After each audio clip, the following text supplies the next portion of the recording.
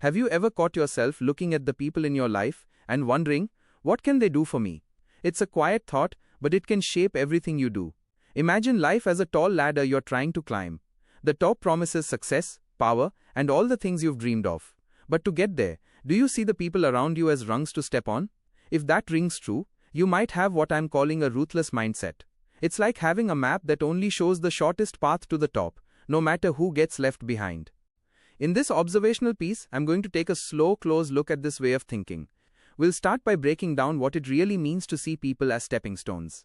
Then we'll explore the path that keeps you on that ruthless road, the upsides of potential big wins, and the downsides of never feeling truly happy.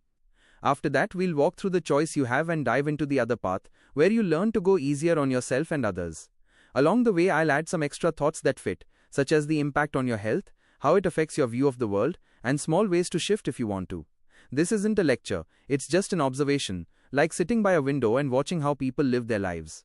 I'll keep it simple, engaging, and easy to follow, so you can picture it all in your head as we go. Let's start with the heart of this ruthless mindset. It's not about being cruel just for kicks. It's about seeing the world as a competition where you have to come out on top, no matter what. You look at every person you meet and ask, how can they help me get higher on that ladder? Friends, family, co-workers, even strangers get judged by their usefulness. If they can give you advice, connect you to someone important, or boost your status, they're worth your time. If not, you move on. Take how you might evaluate God or any higher power in this mindset. It's the same logic. You don't think about faith as something that brings peace or meaning. Instead, it's, what can this do for me? Prayers become requests for favors, like helping you land a job or win a deal. It's like treating the universe as a vending machine.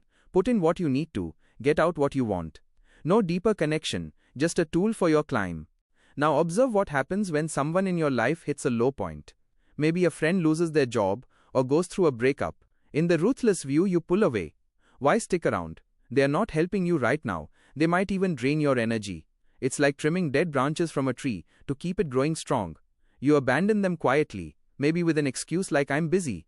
But if they recover, get back on their feet, build new success, you might reach out again. Hey, let's catch up.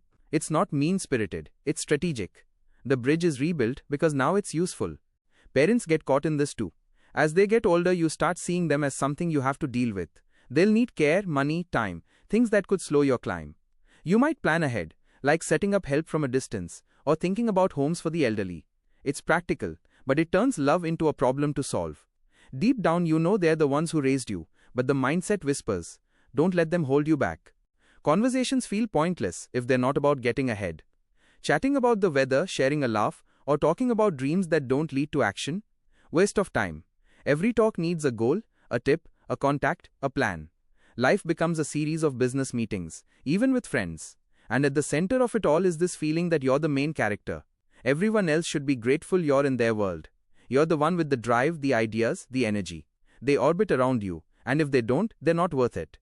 This way of thinking isn't new or rare. It's the engine behind many people who reach the top billionaire CEOs who build huge companies or politicians who win elections. They see opportunities where others see people. If you think like this, you've got that same spark. You might not be there yet, but the wiring is in place. It's like having a superpower for success, but one that comes with a cost. Why do we end up with this mindset? Let's observe the roots. It often starts early. Maybe you grew up in a home where winning was everything. Parents pushed for perfect grades, top spots in sports, or constant improvement. Life is hard, they said. You have to fight for what you want. Or perhaps you saw tough times, like family struggles with money, and decided never to be vulnerable. You learned to protect yourself by using whatever or whoever was around. Society adds fuel to the fire. Look around. Movies show heroes who step over others to win. Social media is full of hustle posts, grind or get left behind. Schools teach competition from a young age with tests and ranks. Jobs reward results, not kindness. It's like the world is designed to make ruthlessness feel normal. We celebrate the winners who cut corners, calling it smart or ambitious. But here's an added point. Fear is the hidden driver. Deep inside, this mindset comes from being scared, of failing, of being poor, of being forgotten. So you build a shell, treating people as tools to stay safe. It's a way to control the world, but it controls you too. Another thing to observe, this mindset doesn't just stay in your head, it leaks into your body and health. Always plotting and guarding means constant stress. Your mind races at night, worrying about the next move. Sleep suffers, And over time, it can lead to bigger issues like high blood pressure or feeling burned out. You might push through with coffee or workouts, but the tension builds. It's like running a car on high speed all the time. Eventually, something breaks. Now let's follow the ruthless path all the way. If you keep going this way and hide who you really are, putting on a friendly face while calculating inside, you could have what looks like a successful life. Big job, nice house, people knowing your name. You'll climb that ladder using stepping stones without a second thought. CEOs do it by firing people to save money, politicians by making promises they don't keep. It works because it's efficient. No emotions getting in the way, just pure drive. But observe the hidden side. True satisfaction? It's like trying to fill a bucket with a hole in it. You get the win, a promotion, a deal, but then you want more. The high fades fast, and you're left chasing the next one. Why? Because the success is hollow, without real connections. People talk about you when you're around. Wow, they're amazing. But when you're not, the stories turn negative. They're selfish. They used me and moved on. Don't trust them. You become the villain in their eyes, even if you don't see it that way. Your group of friends or contacts changes all the time. People notice the pattern. You're there when they're up, gone when they're down. They feel used and pull away, so you find new ones, starting the cycle over.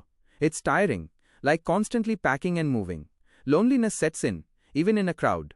You have acquaintances, but no one who really knows you. Trust is rare because you don't give it, so you don't get it. Paranoia creeps up. Is everyone out to use me too? At this observation, the world around you starts to look darker. Nature, hobbies, simple joys, they all take a backseat to the climb.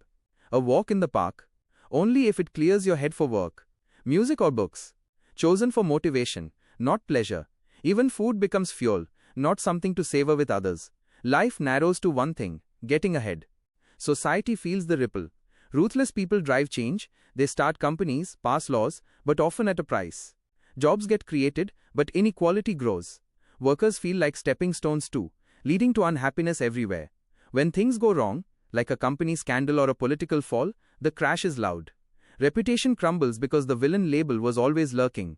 Here's where the path splits. You have a choice. Keep hiding and climbing for those outer wins, or turn towards something different. The in-between is important to explain. Changing isn't easy, because the ruthless way feels safe. It's what you know, and fear says if you soften you'll lose everything. Habits are strong, like a river carving a path over years.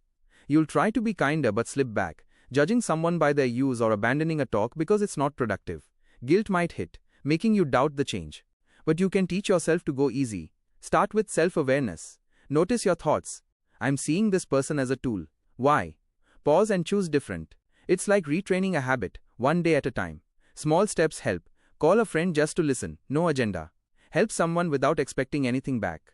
It's awkward at first, like learning to ride a bike, but it gets better. At this point, forgiveness is crucial, especially for yourself. Ruthless types are hard on everyone, including themselves. I must be perfect, you think. But easing up means accepting losses. A deal falls through? It's okay. Learn and move on. No sabotaging near the end. That's common, where fear makes you pull back right before a win. Practice by celebrating small things, even if they're not huge. Explain more in between. Society doesn't make change easy. Friends might not understand. They like the old you. Work might reward ruthlessness more. But push through with support. Talk to someone trusted. Read simple books on feelings. Or try quiet time to think. Mindfulness helps. Sit still, breathe, let thoughts come without judgment. It's a bridge from old to new. Now the other path, learning to lose sometimes and value people for who they are. You still have goals but they're balanced with heart. Success might come slower, not billionaire fast, but it's steady and real. Satisfaction blooms from inside. You look back at your day and feel good, not empty. Achievements mean more because they're shared. People remember you kindly. They were a good friend, they say, even when you're not there. No villain tales, just warm stories. Your circle stays strong, reliable friends who stick through highs and lows. They support you because they care, not because you're useful.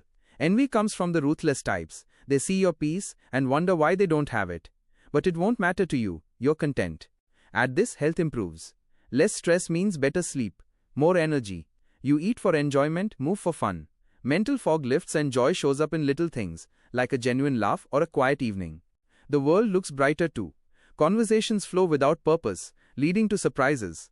Parents become joys, not burdens. You spend time with them out of love, creating memories. God or faith turns into comfort, a guide for life, not a tool. Society gains, Kind people build teams that last, communities that help everyone. Impact is in hearts, not headlines. Another point, creativity sparks. Open talks bring new ideas. Work becomes collaborative, leading to better results. In relationships, depth grows. Partners feel seen, family bonds tighten. Kids learn balance from you. Losses? They teach resilience. No fear of failing because you know it's part of life. Gray area, mix paths. Be ambitious but fair, set goals, help others. It's possible, many do it. Observe aging. Kind have support, ruthless face alone time. In the end, reflect, stepping stones or companions. The ladder is easier with hands to hold. Choose what fills you,